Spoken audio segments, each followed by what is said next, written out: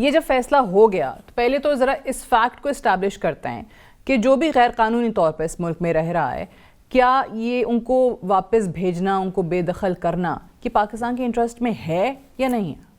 نہیں، اس میں تو کوئی دو رائے نہیں ہے کہ غیر قانونی طور کے اوپر جو لوگ یہاں پر رہ رہے ہیں ان کو واپس بھیجا جانا چاہیے، کیونکہ قانون آپ بغیر کسی ملک میں آپ کسی دستاویز کے نہیں رہ سکتے نا. یہ تو ساری دنیا کا ایک قانون ہے کہ اگر آپ آئے ہیں وزٹ ویزا کے اوپر تو آپ وزٹ ویزا ایکسپائر ہوتا ہے تو اس وقت تک کہ آپ کی اجازت ہے آپ اس ملک کے اندر رہ سکتے ہیں اور پھر آپ کو واپس اپنے گھر جانا پڑتا ہے. لیکن اگر یہاں پہ رہتے ہیں تو پھر ہمارے ادارے جو ہیں ان کو دیکھنا چاہیے کہ غیر قانونی کیا ہے، اور اس حوالے سے بڑا واضح طور کے اوپر قانون موجود ہے کہ جب وہ پکڑے جاتے ہیں تو ان کو ان کے ملکوں میں ڈیپورٹ کر دیا جاتا ہے. ساری دنیا میں ایسا ہی ہوتا ہے. اور دوسری جو ہے ایک چیز ہے کہ کیونکہ یہ افغان مہاجرین کا معاملہ جو ہے یہ تھوڑا سا مختلف ہے باقی جگہوں سے، کیونکہ وہاں سے جب افغان جنگ ہوئی اور اس کے بعد سے پاکستان کے اوپر یہ سارا آیا، اور پاکستان نے میرا خیال ہے آپ دیکھ لیجئے 79 کے بعد سے آنورڈ جتنے بھی افغان مہاجرین آئے ان کی ظاہر ہے ان کو دیکھا بھالا 40 لاکھ سے زیادہ کا فگر ہے. لیکن اس دوران میں کئی بچے جو ہیں وہ پیدا ہوئے اور یہاں پہ شادیاں ہوئیں اور اگلی جنریشنز بھی آ گئی ہیں. تو یہ دیکھنے والی بات ہے کہ اب پاکستان کا جو سٹیزن ایکٹ ہے اس کے اندر یہ گنجائش موجود ہے کہ جب کوئی بچہ اگر یہاں پیدا ہوتا ہے تو وہ پاکستان کا جو ہے وہ اس کی شہری ہونے کا حقدار ہے. لیکن اس میں بھی کئی چیزیں جو ہیں وہ ہوتی رہی، نہیں ہوا، کوئی رجسٹریشن کے ایشوز تھے، کوئی ایسی پالیسی نہیں تھی. اسلام آباد ہائی کورٹ کے اندر بھی میرا خیال آپ ایڈوکیٹ جنرل تھے اس وقت جب یہ سارا معاملہ کیسز چل رہے تھے، اور وہاں پہ یہی سوال جو تھا وہ کیا جا رہا تھا. تو مختلف کیٹیگریز ہیں. ظاہر ہے کہ سپریم کورٹ آف پاکستان بھی جو ہے وہ اب اس معاملے کو دیکھنے کے بعد یہ ضرور دیکھے گی کہ ایک پالیسی میٹر ہوتا ہے، گورنمنٹ کا جو پالیسی میٹرز ہوتے ہیں ان کے عدالتیں مداخلت نہیں کرتی ہیں. جہاں جہاں ہوا ہے وہ دیکھ بھی لیے کیسز، ان کا کیا نتیجہ نکلا.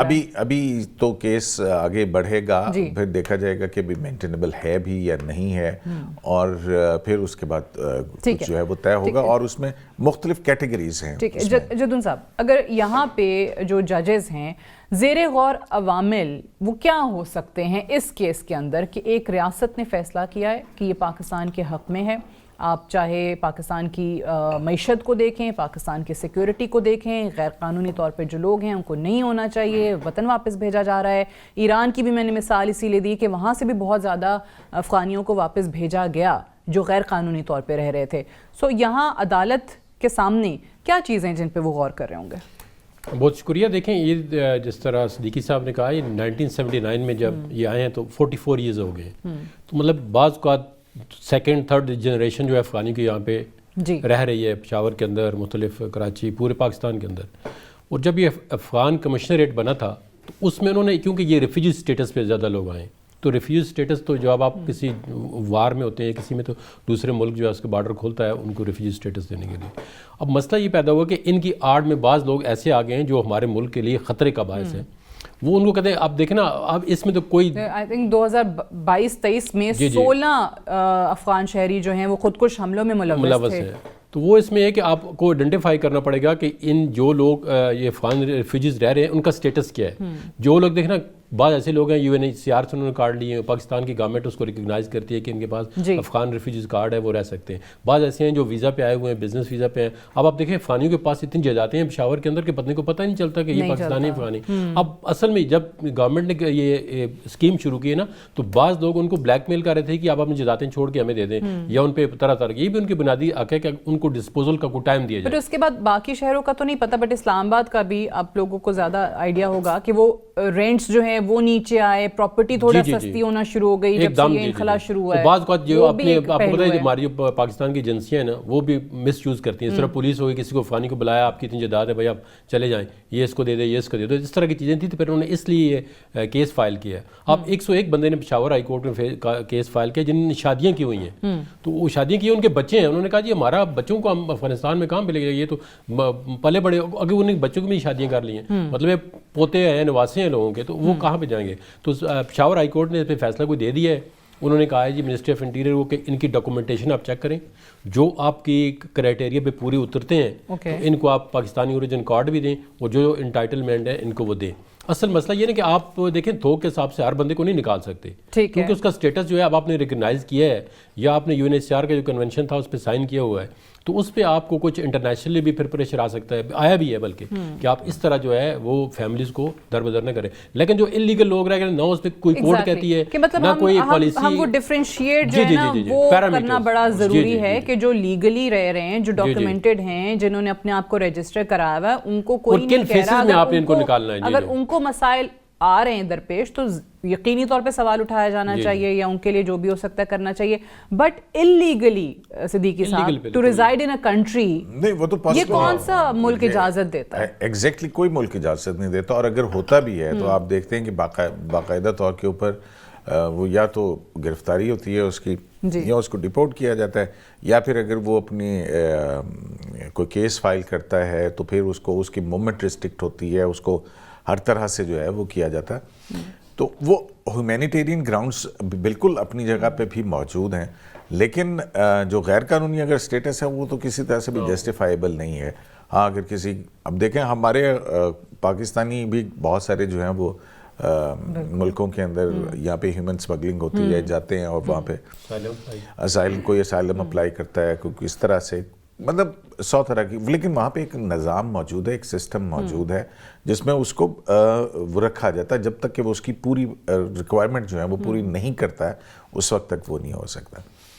تو یہاں پہ تو اب ہمارا جیسے کہ UNHCR کے ساتھ معاہدہ بھی ہے, اور وہ بھی تھے ابھی یہاں پہ ہوٹلز جو ان سے تھے جہاں پہ یہ سارے لوگ رہ رہے تھے, ان کے کرائے وغیرہ جا رہے تھے, گھروں کے کرائے, تو وہ فرق جو ہے وہ دیکھنا پڑے گا. لیکن ساتھ ہی یہ بھی دیکھنا پڑے گا کہ ہماری ریاست نے پچھلے جو عرصہ تھا اس کے دوران میں ان لوگوں کو شناختی کارڈ کیسے جاری ہو گئے, ٹھیک ہے, کئی کو پاسپورٹس بھی جاری ہوئے, صحیح کہہ رہے ہیں, بالکل. تو یہ سارے ابھی اسکینڈل ایک جو ہے وہ سامنے آیا تھا اس کے اندر, اور یہ ساری چیزیں اداروں کے لوگوں کی انوالومنٹ کے بغیر یہ چیزیں نہیں ہو سکتی. تو غلطیاں ہماری بھی ہیں نا بہت ساری, ہماری ریاست کی بھی تو اپنی غلطیاں ہیں نا کچھ. تو اب اس میں ظاہر ہے بارڈرز جو ہیں وہ سیلڈ ہیں, اور اس کو ریگولرائز کرنے کی تو بہرحال ضرورت ہے. ٹھیک ہے, اچھا, لیکن وہ بچے جو یہاں پیدا ہو گئے اور آگے جنہوں نے وہاں پہ دیکھا ہی نہیں ہے تو وہ کہاں جائیں گے؟ لیکن جب سے یہ ہوا نا کہ جس طریقے سے یہ پٹیشن جاتی ہے, اس میں اور بھی بہت سارے لوگ ہیں, صرف فرحت اللہ بابر صاحب نہیں, لمبی فہرست ہے, کہ اس کو فوری طور پہ پھر سن بھی لیا جاتا ہے. یہاں پہ سوال یہ اٹھ رہا, نوٹس اس پٹیشن میں ہوا ہے کہ رجسٹرار آفس نے objection لگائے تھے. جس طرح ہم دیکھ رہے ہیں کہ بہت سارے معاملات میں جہاں ایک ریاست نے ایک پالیسی طے کر لیا, ایک حکومت نے پالیسی طے کر لیا, اس کے بعد عدالتیں انٹروین کرتی آئی ہیں تو اس کے کوئی اچھے نتائج ہمارے سامنے نہیں آئے ہیں. سو یہ بھی ذرا بتائیے کہ یہ ٹھیک ہے کہ اگر ریاست نے ایک پالیسی بنا لیا اور اس کے بعد کورٹس کو انٹروین کرنا چاہیے کہ نہیں کرنا چاہیے؟ دیکھیں پالیسی جب اس میں ڈفرینٹ ججمنٹ ہیں, بہت زیادہ ایک حج کیس ہے اس پہ بھی ججمنٹ آئی. اس کیس میں یہ ہوا ہے کہ جب انہوں نے پٹیشن فائل کی تو اس پہ objection لگ گیا تھا کہ یہ پٹیشن ریٹینیبل نہیں ہے رجسٹرار کی طرف سے. پھر اس کو ان چیمبر میں جسٹس یہ فریدی نے سنا ہے, تو پھر اس کے بعد انہوں نے وہ ان چیمبر اپیل ایکسیپٹ کی ہے, بعد میں کورٹ میں کیس لگا, مطلب ایک ڈفرینٹ پروسیس سے آیا ہے, اسٹریٹ اوے جو ہے نا انہوں نے اس کو ایکسیپٹ نہیں کیا تھا. اب اس میں دیکھنا اگر پالیسی کو دیکھنا پڑے گا, جس طرح ہم کہہ رہے ہیں نا کہ ایک لیگل, جس طرح صدیقی صاحب اور میں بھی کہہ رہا ہوں کہ جو بچے پیدا ہو گئے نا, اب کورٹ میں ہے ڈفرینشیٹ کرے گی. دیکھیں پالیسی ہوتی ہے, اب پالیسی کے اندر کورٹ اس وقت انٹرفیئر کر سکتی ہے جب اس کے اندر کوئی میلا فیڈیو یا ایسے چیز میں لیگل سے انلیگل کو علیحدہ کرنا ہے.